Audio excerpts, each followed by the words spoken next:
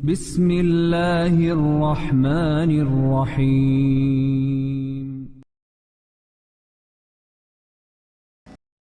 Bismillahirrahmanirrahim. Assalamualaikum warahmatullahi wabarakatuh. Bihamdillahi wassalatu wassalamu ala rasulillah wa ala alihi wa sahbihi wa mawalah wa la hawla wa la quwata illa billahi wa ba'du. Qala Allahu azza wa jal, ya ayyuhalladzina amanu taqullaha haqqa tuqatih wa la tamutunna illa wa antum muslimun.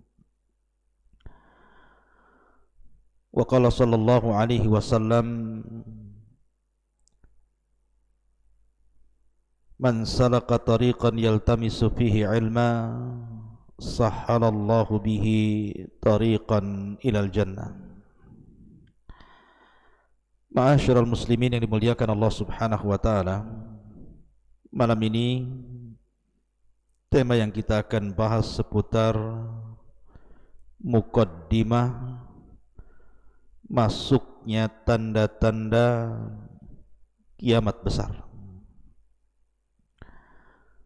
Apabila ini muncul, maka tanda kiamat besar akan muncul setelahnya dan tidak akan bisa dihentikan sampai kiamat dibangkitkan.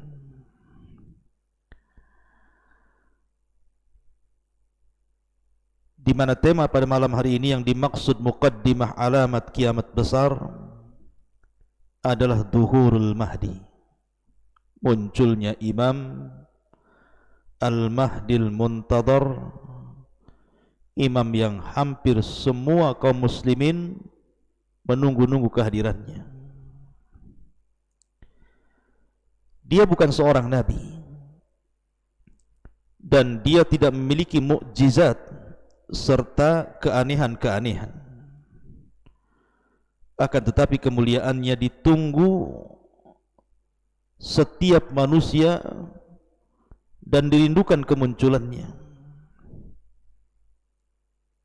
Dan dia seorang yang saleh, yang kedatangannya akan memenuhi bumi dengan keadilan setelah sebelumnya tersebar kezaliman dan juga keburukan. Dan dia orang nomor 5 dari 4 penguasa dunia setelah Dzulqarnain, kemudian Sulaiman, kemudian Namrud, kemudian Bukhtun Nasr. Maka Al-Mahdil Muntadhar Muhammad ibn Abdullah adalah orang kelima yang akan menguasai dunia di akhir zaman. Bagaimana kisahnya? Ma'asyiral muslimin yang dimuliakan Allah Subhanahu wa taala, kalau kita melihat hadis-hadis Nabi sallallahu alaihi wasallam seputar Al-Mahdi, kemunculannya dan sepak terjangnya, banyak sebagian orang jahil mengingkari hadis-hadis itu. Mereka mengatakan kalau sampai hadis ini diterima, maka akan membuka pintu lebar-lebar, orang-orang akan mengaku sebagai Imam Mahdi. Maka kita katakan bahwa hadis-hadis seputar Imam Mahdi itu mutawatir makna. Ya, sebagiannya ada yang dhaif, ada yang hasan, tetapi banyak yang sahih.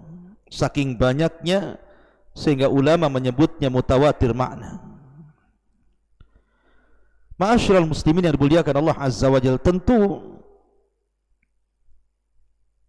Nabi sallallahu alaihi wasallam paham bahwa kalau seandainya kabar tentang Al-Mahdi itu datang secara mutlak umum, bisa saja semua orang mengaku Imam Mahdi. Tapi Nabi sallallahu alaihi wasallam sudah berbicara berabad-abad yang silam tentang ciri-ciri Al-Imam Mahdi yang tidak ada pada siapapun yang mengaku sebagai Imam Mahdi. Sehingga kita bisa membedakan mana Mahdi yang benar, mana Mahdi yang dusta. Kita teringat pada tahun 1980 atau 1979 tentang fitnah Juhaiman. Anda pernah mendengar fitnah Juhaiman? Terjadi di Saudi. Ketika itu ada dua tokoh sentral yang mengepung dan menguasai Masjidil Haram. Hebatnya dia menguasai selama 2 minggu, sampai kerajaan Saudi sangat kewalahan menghadapi dua tokoh ini. Pertama Juhaiman Al-Atyubi, dan yang kedua Muhammad ibn Abdillah Al-Qahtani. Jadi suatu ketika di musim haji pada tahun 1979 datang rombongan sekitar 200 orang masuk Masjidil Haram ketika manusia sedang sholat subuh.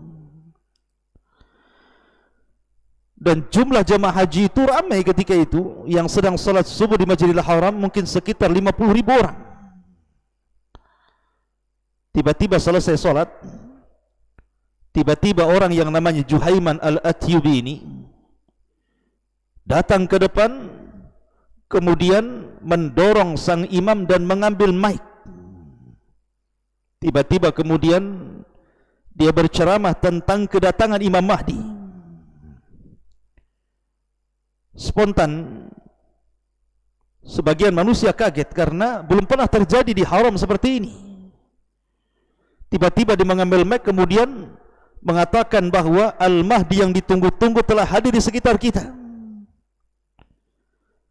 Kemudian menyuruh orang-orang yang ada di Masjidil Haram untuk berbaiat kepada Al-Mahdi yang disebut oleh Juhaiman Al-Atyubi ini. Tiba-tiba selang beberapa waktu datanglah Abdullah atau Muhammad ibn Abdillah Al-Qahtani yang dimaksud oleh Juhaiman Al-Atyubi ini. Kata Juhaiman, lihatlah di hadapan kalian ada Al-Mahdi. Ciri-cirinya persis seperti yang disabdakan Nabi SAW.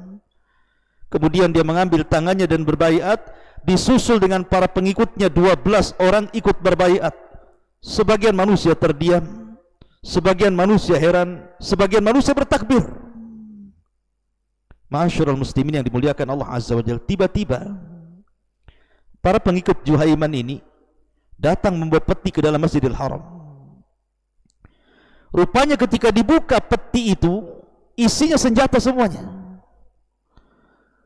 Maka kemudian para pengikut Juhaiman ini mengambil senjata-senjata itu, kemudian menodongkan kepada orang-orang yang ada di Masjidil Haram kala itu.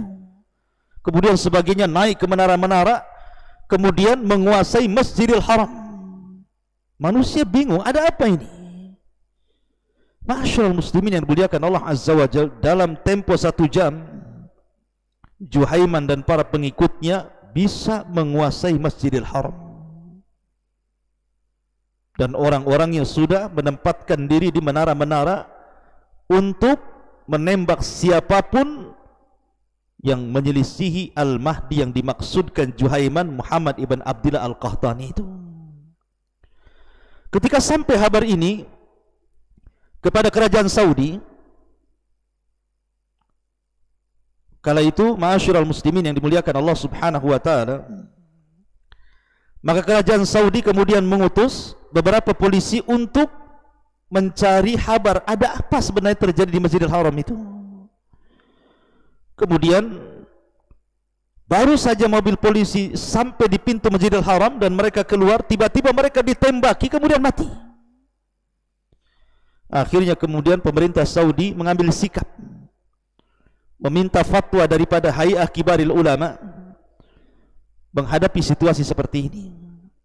Maka keluarlah fatwa dari para ulama bahwa pemerintah membolehkan untuk menyerang balik kepada para teroris yang menguasai Masjidil Haram ini, karena mereka membahayakan nyawa jemaah haji dan sudah membunuh polisi-polisi yang hendak mencari kabar keberadaan mereka.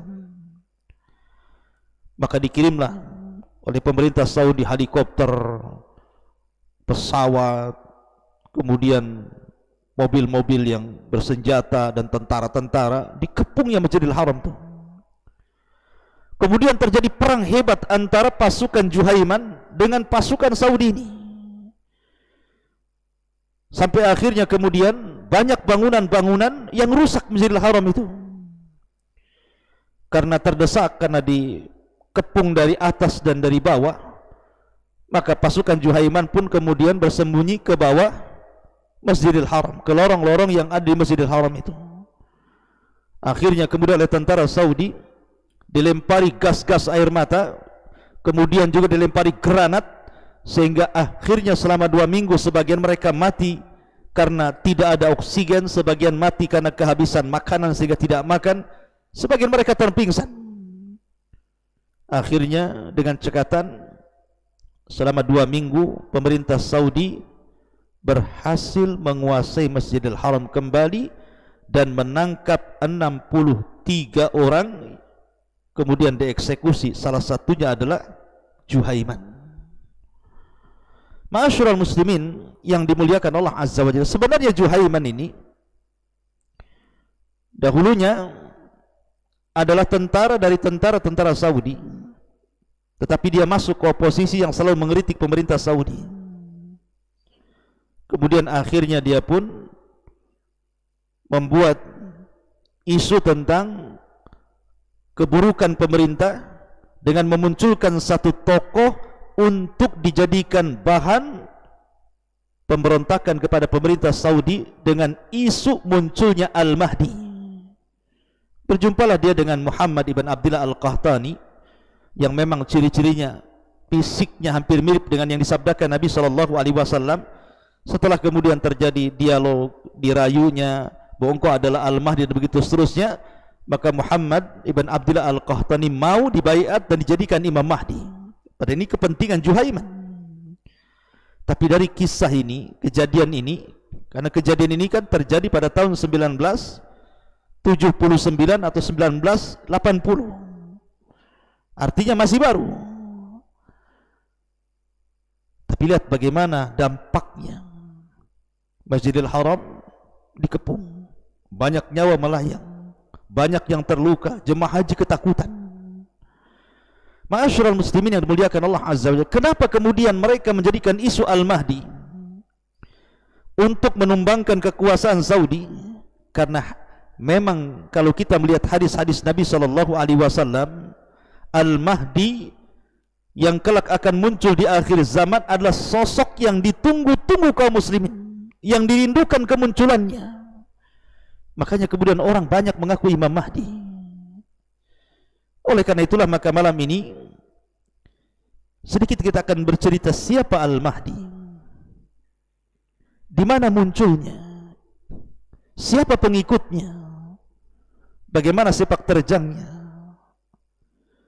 bagaimana dia bisa hidup di 3 tanda kiamat besar: munculnya Dajjal, turunnya Isa bin Maryam, dan keluarnya Ya'juj wa Ma'juj, dan bagaimana wafatnya, berapa tahun dia berkuasa, dan banyak persoalan yang kita akan bahas beberapa menit ke depan.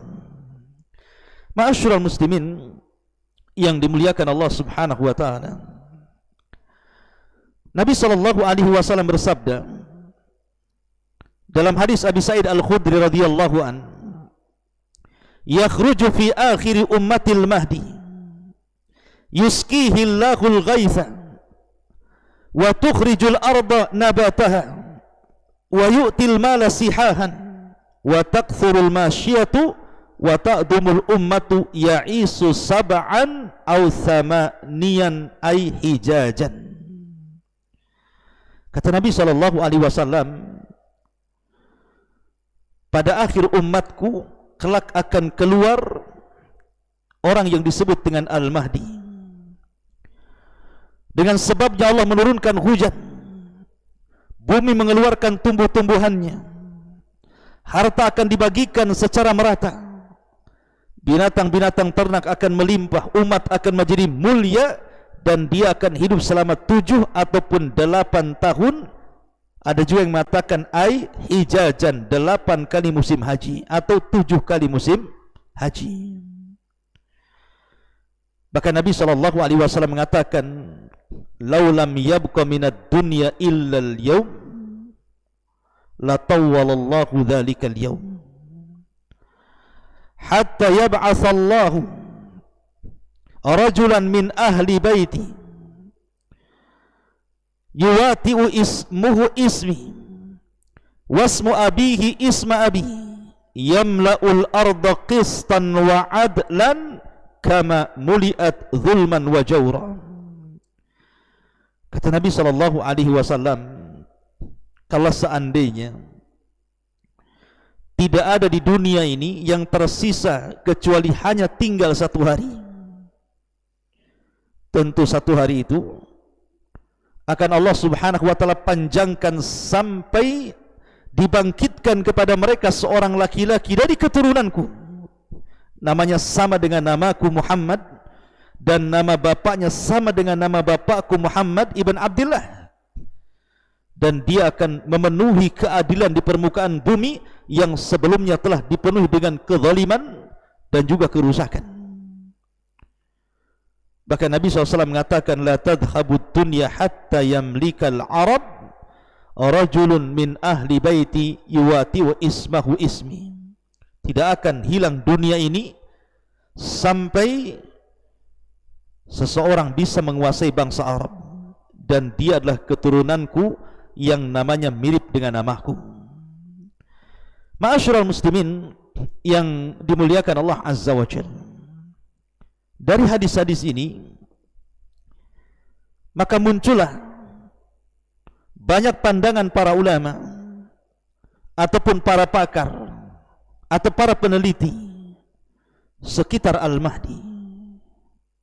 Ada yang mengingkari, ada yang kemudian mengaku-ngaku, ada yang mengklaim. Akan tetapi kalau kita melihat hadis-hadis Nabi SAW, memang Al-Mahdi itu akan ada dan akan datang. Akan tetapi ma'asyiral muslimin yang dimuliakan Allah Azza wa Jalla, Al-Mahdi yang dimaksud Nabi SAW bukan pula Al-Mahdi yang dimaksud orang-orang Syiah.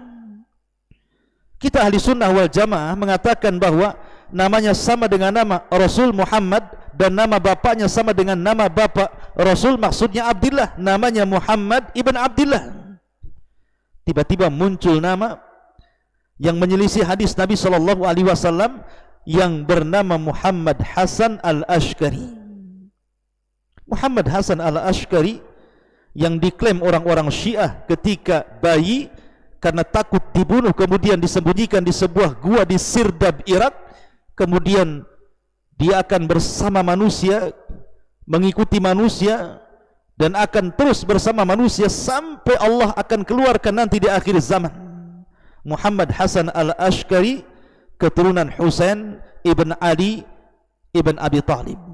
Maka kita katakan kisah tentang Muhammad Hasan al-Ash'ari adalah kisah khurafat, bukan sebuah fakta atau yang sesuai dengan hadis Nabi SAW.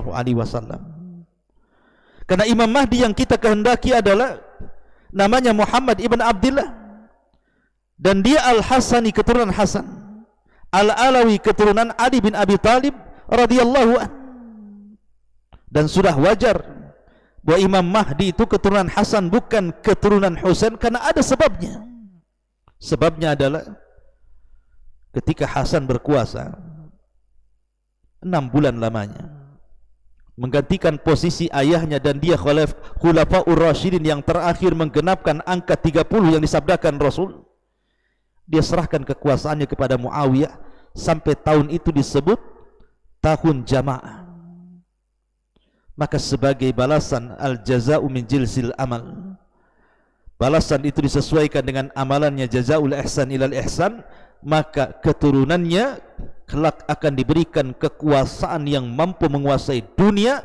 Muhammad ibn Abdullah al-Hasani al-Alawi dari keturunan Fatimah bintu Nabi sallallahu alaihi wasallam. Ma'asyiral muslimin yang dimuliakan Allah Subhanahu wa taala, Nabi sallallahu alaihi wasallam menyebutkan beberapa ciri yang disebutkan ciri fisik Imam Mahdi. Kata Nabi sallallahu alaihi wasallam, al-Mahdi minni ajlal jabha aqnal anf yamla'ul arda qistan wa adlan kama muliat dulman wa jawran yamliku sab'a sinin. Kata Nabi SAW, Al-Mahdi itu keturunanku, dahinya lebar, hidungnya mancung, memenuhi bumi dengan keadilan sebagaimana sebelumnya bumi sudah tersebar kezaliman dan keburukan, dan dia akan menguasai bumi selama sab'a sinin, 7 tahun, dalam riwayat 8 tahun. Dan Allah Subhanahu wa taala akan memperbaiki Al-Mahdi itu dalam satu malam. Al-Mahdi minna ahlal bait yuslihullahu fi lailatin. Al-Mahdi itu dari kami kalangan ahli bait, Allah perbaiki dalam satu malam. Ma'asyiral muslimin yang dimuliakan Allah Azza wa Jalla, lalu kapan Imam Mahdi muncul dan di mana? Apakah dia hidup sekarang? Apakah hari ini Imam Mahdi sudah ada? Sebagaimana ada orang yang memprediksi bahwa Imam Mahdi itu sudah ada. Maka kita katakan dalam sebuah hadis Nabi SAW bersabda,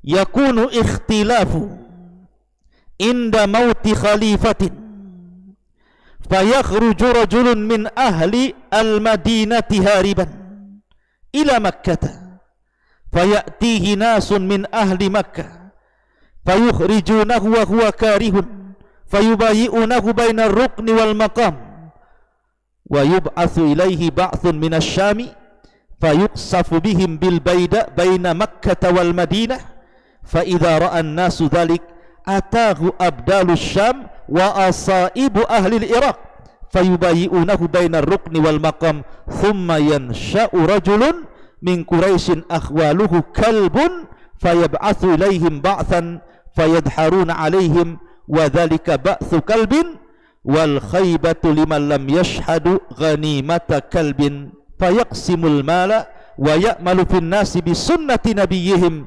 sallallahu alaihi wasallam wa yulqil islamu bi jiranihi ilal ardi fayalbasu sab'a sinin thumma yutawaffa wa yusalla alaihi al-muslimun summa yutawaffa wa yusalli alaihi al-muslimun. Perhatikan hadis ini. Nabi SAW mengatakan akan terjadi perselisihan pada saat wafatnya seorang khalifah. Jadi ada khalifah yang sangat kuat kala itu, khalifah ini wafat, kemudian terjadi perselisihan anak-anaknya, abnaul khalifah ini. La abnaul khalifah ini tidak sekuat ayahnya, justru mereka saling berperang. Maka saat itulah keluarlah seorang laki-laki dari penduduk kota Madinah, berlari menuju Mekah. Orang-orang dari penduduk Mekah tiba-tiba mendatangi orang ini.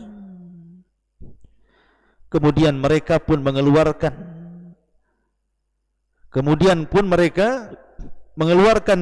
laki-laki itu untuk dibaiat, tetapi dia tidak suka dan membencinya. Kemudian mereka tetap membaiat dia di antara rukun Yamani dan makam Ibrahim. Kemudian dikirimlah kepadanya satu pasukan yang tidak suka ada seseorang yang dibaiat dan mengaku Imam Mahdi, dan pasukan itu datang dari arah Syam menuju Madinah. Tiba-tiba ketika sampai di sebuah tempat namanya Baidah antara Mekah dan Madinah, Allah Subhanahu wa taala kirim gempa sehingga menenggelamkan mereka semua ke dalam bumi. Lalu tiba-tiba orang ramai melihat laki-laki itu didatangi oleh para abdal dari Syam dan kelompok-kelompok dari Irak. Kemudian mereka membaiatnya antara rukun Yamani dan makam Ibrahim. Kemudian muncullah seorang laki-laki dari pasukan, kemudian pasukan itu pun mengalahkan mereka.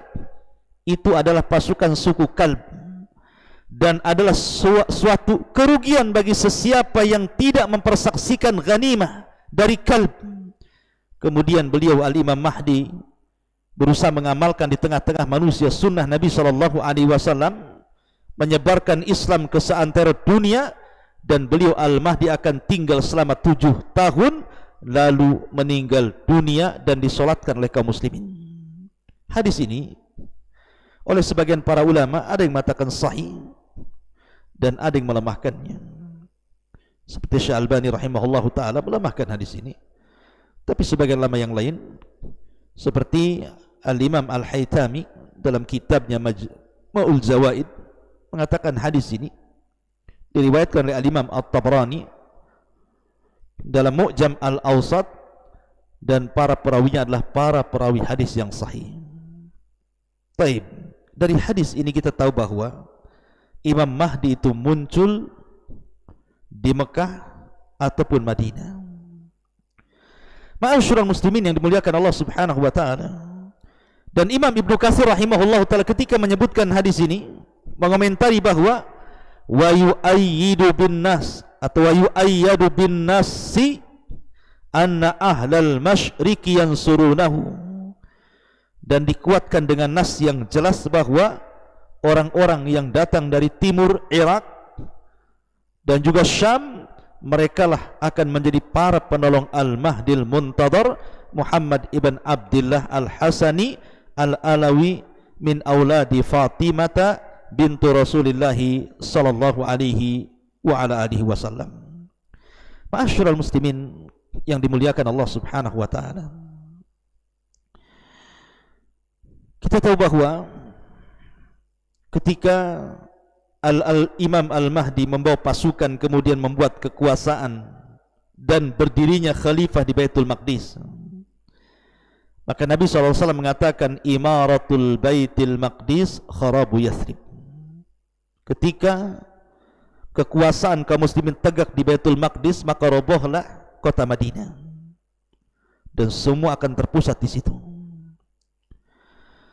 Lah ketika itu maka Imam Al-Mahdi radhiyallahu an akan berusaha untuk memerangi orang-orang Nasrani yang sebelumnya telah terjadi perdamaian untuk memerangi kaum di belakang mereka, tapi kemudian mereka berkhianat dan terjadilah sebuah perang maha dahsyat yang sejarah itu menyebutnya dengan Malhamatul Kubra, perang yang maha dahsyat, dan tidak ada perang yang lebih dahsyat dibandingkan itu. Maka setelah terjadi perang maha dahsyat, akhirnya kemudian kaum muslimin bisa menguasai Konstantinia atau Konstantinopel, bahkan bisa menguasai sampai ke daratan Eropa. Maka mereka pun menyerbu sebuah daerah yang Nabi SAW menyebutnya daerah itu sebagiannya di daratan dan sebagiannya di lautan, dan daerah itu tidak diperangi dengan senjata. Daerah itu tidak diperangi dengan senjata, tetapi diperangi dengan lafaz la ilaha illallah. Subhanallah. Jadi ketika pasukan Al-Mahdi ini datang ke daerah itu, maka menghancurkan daerah itu tidak pun dengan senjata, cukup dengan kalimat la ilaha illallah Allahu akbar, fayaskutu janibul akhar. Tiba-tiba negara sebelahnya hancur, roboh, gempa, dan juga daerah di sekitar yang lainnya ketika dibacakan la ilaha illallah Allahu akbar juga hancur. Lah ketika itulah muncul Dajjal. Ma'asyiral muslimin yang dimuliakan Allah Subhanahu wa taala, terjadi silang pendapat tentang masalah apakah Al-Mahdi ini sebelum menyerang Konstantinopel ini menyerang Romawi dulu ataukah menyerang Konstantinopel dulu.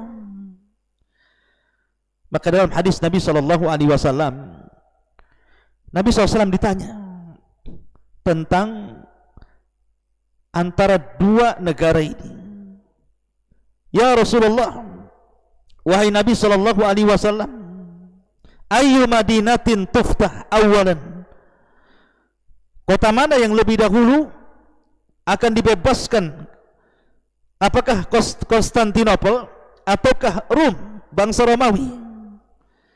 Maka Nabi SAW mengatakan Madinah Herakli, yakni Konstantinopel. Jadi Konstantinopel akan jatuh ke tangan kaum muslimin yang sebelumnya dahulu pernah dikuasai oleh Muhammad Al-Fatih, dan nanti di akhir zaman akan dikuasai Al-Mahdi Al-Muntadhar tanpa adanya pertumpahan darah. Cukup dengan lafaz la ilaha illallah Allahu Akbar sudah jatuh negara itu. Ketika itulah maka sarakha sarikh, ada orang yang berteriak bahwa Dajjal telah muncul dan masuk ke rumah-rumah para pasukan yang ada di Syam. Ma'asyiral muslimin yang dimuliakan Allah Azza wa Jalla, dari sini bahwa munculnya Dajjal ada di zaman Imam Mahdi, dan Imam Mahdi inilah yang memuqaddimahi munculnya tanda dari tanda-tanda kiamat besar yang dimulai dengan khuruj ad-Dajjal, keluarnya Dajjal. Ma'asyiral muslimin yang dimuliakan Allah Subhanahu wa taala, dalam sebuah hadis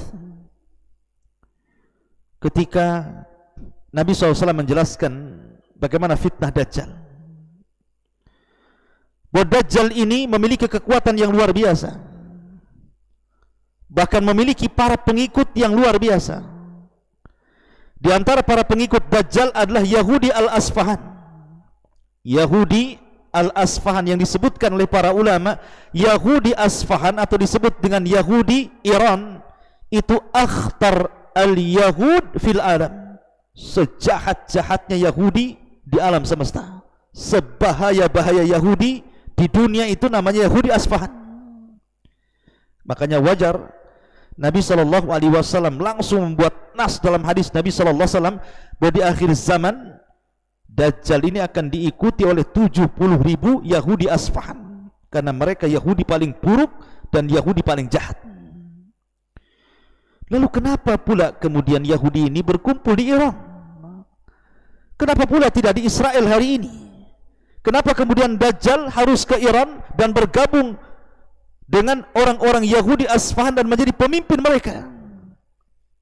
Dan kapan Yahudi sampai ke Iran?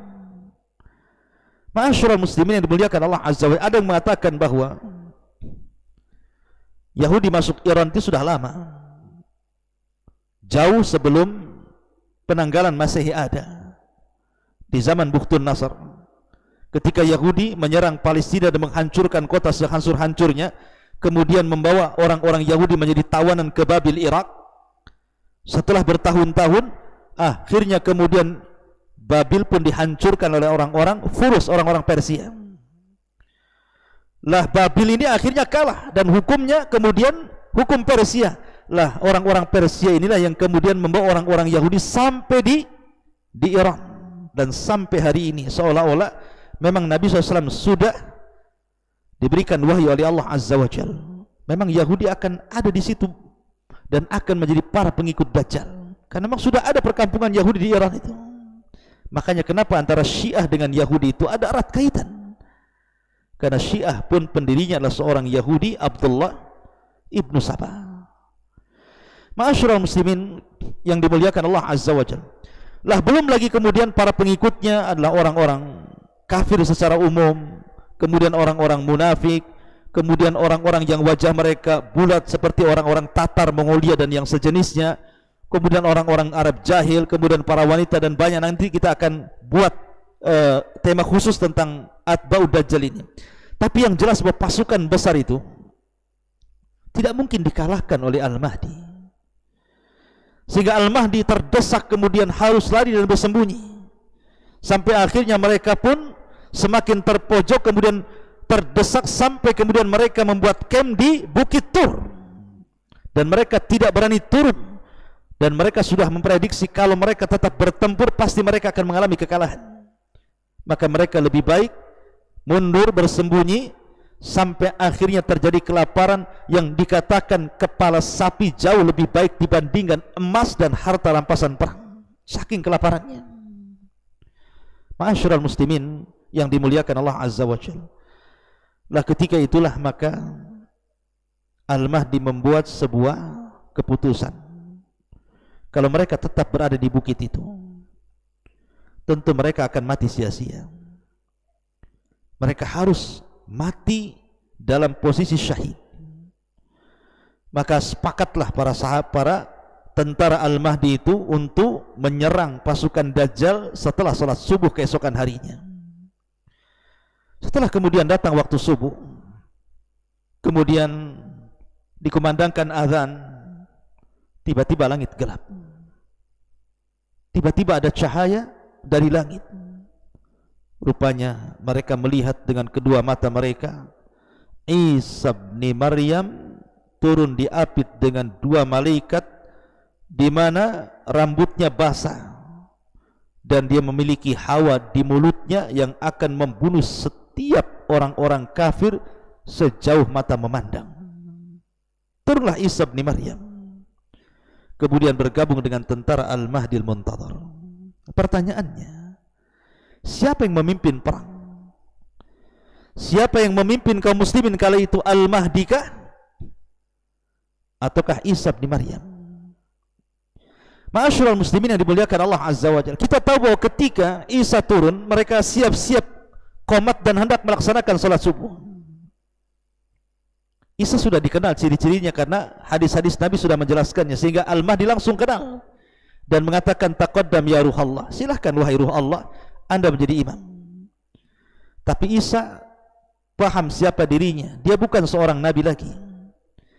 Karena ketika dia diangkat di usia 33 tahun, kemudian diletakkan di langit oleh Allah Azza wa Jalla, terangkatlah nubuahnya, artinya sudah sempurna kenabiannya, sehingga ketika diangkat bukan lagi menjadi seorang nabi.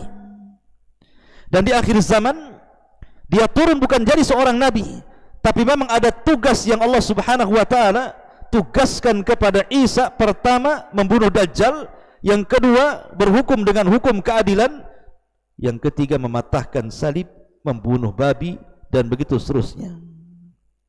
Makanya dia tidak mau jadi imam karena akan memfitnah manusia. Dia tahu bahwa la nabiyya ba'di, kata Rasul, tidak ada nabi sepeninggalku. Kalau seandainya dia menjadi imam, maka orang-orang menyangkanya manusia ikut syariat Isa. Makanya Isa tidak jadi imam. Isa jadi makmum, dan yang menjadi imam adalah Al-Mahdi Al-Muntadhar, supaya orang-orang tahu bahwa Isa ketika turun mengikuti syariat Nabi SAW dan tidak membawa syariat dirinya. Tetapi ketika selesai perang, selesai salat, maka yang memimpin perang adalah Isa bin Maryam. Dia meminta pilihan kepada pasukan Al-Mahdi dengan 3 pilihan. Setelah itu mengusap wajah-wajah mereka, dan tidak ada manusia paling bahagia kecuali orang yang diusap wajahnya oleh Isa bin Maryam, karena Isa memberitahu mereka akan kedudukan mereka di sorga. Berangkatlah pasukan ini. Kemudian ketika Isa melihat Dajjal, dan Isa memiliki hawa yang bisa membunuh orang-orang kafir sejauh mata memandang, Dajjal pun lari, dikejarnya, sampai ketika tidak ada tempat kecuali sampai di Babi Lut. Maka Isa pun kemudian membunuh Dajjal, memenggal kepalanya. Kemudian orang-orang Yahudi dan para pengikut Dajjal ketakutan, kaum muslimin membantai mereka dengan sangat mudah, sampai-sampai orang-orang itu bersembunyi di apapun. Dia sembunyi di batu, di pohon, pohon bisa bicara, batu bisa bicara, dan mengatakan, wahai muslim, di belakang saya Yahudi, bunuh dia, bantai dia, dan begitu seterusnya. Akhirnya peperangan ini dimenangkan oleh Al-Mahdi dan juga Isa bin Maryam, dan ini kemenangan kaum muslimin. Ma'asyiral muslimin, saya sering mengkisahkan tentang Al-Mahdi. Saya tidak hendak mengkisahkan masalah ini, tapi saya ingin mengatakan bahwa ada alamat yang tidak semua orang mengaku dirinya Imam Mahdi. Karena kalau seandainya tidak ada alamat khusus dan ciri khusus, bisa saja semua orang mengaku Imam Mahdi, seperti kisah di permulaan yang saya ceritakan tentang kisah Juhaiman yang mengangkat Muhammad ibn Abdillah Al-Qahtani sebagai Al-Mahdi, sehingga menjadi keributan di Masjidil Haram dan menguasai Masjidil Haram selama 2 minggu. Atau Muhammad ibn Abdillah Al-Barbari, atau disebut dengan Ibnu Tamur, ngaku Imam Mahdi. Kemudian dia membawa pengikutnya untuk menggali lubang kuburan. untuk menggali lubang kuburan, kemudian masuk semua di situ. Kemudian berikan nasihat soal kematian. Allah takdirkan, Allah gempakan bumi, rupanya kemudian tanah kuburan itu bergegar, akhirnya mengubur mereka semuanya. Muhammad ibn Abdullah al-Balbari, aku Imam Mahdi, sampai mati tertimbun, diazab langsung oleh Allah Azza wa Jalla. Kemudian Ubaidillah al-Qaddah, ngaku Imam Mahdi. Ma'ruf kisahnya, Ubaidillah al-Qaddah ini kakeknya seorang Yahudi, dan dialah yang membawa tentara Qaramitah membantai jamaah haji. Kemudian dia kubur sumur Zam-Zam itu dengan jasad manusia. Kemudian dia congkel Hajar Aswad, dibawanya ke Bahrain selama 22 tahun, dan dia mengaku Imam Mahdi. Kalau seandainya tidak ada ciri-ciri khusus, semua orang bisa mengaku Imam Mahdi. Maka apa ciri-ciri Al-Mahdi itu? Yang pertama, dia tidak menyuruh manusia dirinya Mahdi. Dia tidak mengatakan saya Mahdi, bayat kepada saya. Tidak. Bahkan dia tidak suka dan benci kalau dia dikatakan Mahdi dan ingin dibayat. Yang kedua, namanya harus sama dengan nama Rasulullah, Muhammad atau Ahmad, dan nama bapaknya harus sama dengan nama bapak Rasul, Abdullah, Muhammad atau Ahmad ibn Abdullah. Kemudian nasabnya harus sampai kepada Hasan dan Husain, bukan Husain. Artinya harus keturunan Hasan ibn Ali ibn Abi Talib, putra daripada Fatimah bintu Rasulullah sallallahu alaihi wasallam. Kemudian fisiknya harus mencocoki sifat yang disifatkan Rasul, seperti dahinya lebar, kemudian hidungnya mancung, dan banyak lagi sifat-sifat yang disebutkan dalam hadis-hadis Nabi sallallahu alaihi wasallam tentang ciri fisik Imam Mahdi. Kemudian keluarnya saat terjadi khilaf antara anak-anak khalifah. Kemudian dia harus muncul di Mekah, dibaiat di antara rukun dan makam Ibrahim, dan dia harus orang saleh, orang yang bertakwa, memiliki ilmu tentang Al-Quran dan Sunnah Nabi Sallallahu Alaihi Wasallam. Dan sebelum kemunculannya, artinya sebelum banyak orang yang membaiatnya, terjadi gempa di Baidah yang menenggelamkan pasukan Syam yang hendak membunuh Al-Mahdi yang baru saja dibaiat di Mekah. Dan sebelumnya terjadi kezaliman dan kerusakan, maka dia datang membawa keadilan dan kebenaran. Ma'asyiral muslimin yang dimuliakan Allah Subhanahu wa taala. Maka dari sini ada tanda-tanda, bahkan tanda-tanda sebelum munculnya Imam Mahdi sudah ada, seperti banyaknya fitnah, banyaknya maksiat, banyaknya gempa, kemudian Irak Syam dikepung oleh orang-orang kafir dari luar, kemudian terjadi gempa di arah timur, barat, dan jazirah Arab. Itu harus terjadi, ya. Ma'asyiral muslimin yang dimuliakan Allah Azza wa Jalla. Masalahnya ada sebuah pertanyaan. Kita tahu bahwa Imam Mahdi ini dijelaskan dalam hadis, kedatangannya bumi ini akan subur, yuskil arda, di mana bumi akan subur, ternak akan banyak, buah-buahan akan melimpah, kemudian kehidupan akan diberkahi. Sementara Dajjal terbalik. Dajjal itu datang membawa kerusakan. Bahkan sebelum kemunculannya 3 tahun terjadi paceklik hebat, sampai kemudian sepertiga terakhirnya tidak hujan dan satu bumi mengalami kekeringan.